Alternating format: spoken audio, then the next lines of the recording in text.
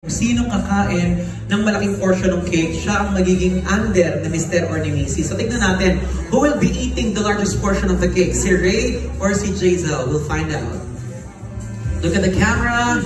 We're good. Smile. And you may now get a piece of cake. What are we having tonight? The cake looks so yummy.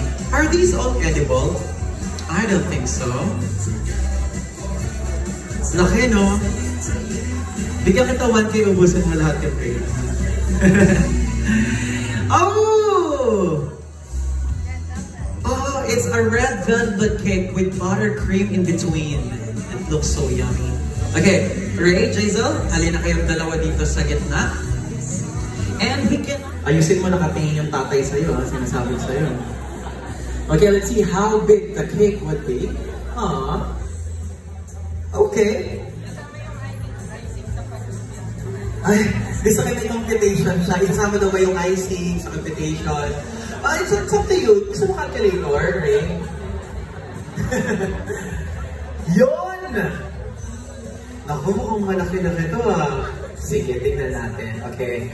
Jazel, you have to eat that. Alright. Basic cake, Jazel. Now, Jazel, your turn. Alam mo na, pagpipinggan, ipakain mo kay Ray. You have no choice. You have to eat that all.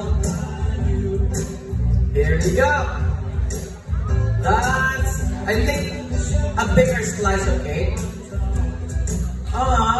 You're the sweetest wife. That's so small. Pakapaka naman natin. Mr. and Mrs. Daway. And syempre kung may pambara, dapat may panula. Let's move on to our wine toasting ceremony, and I'll be leaving the presence of our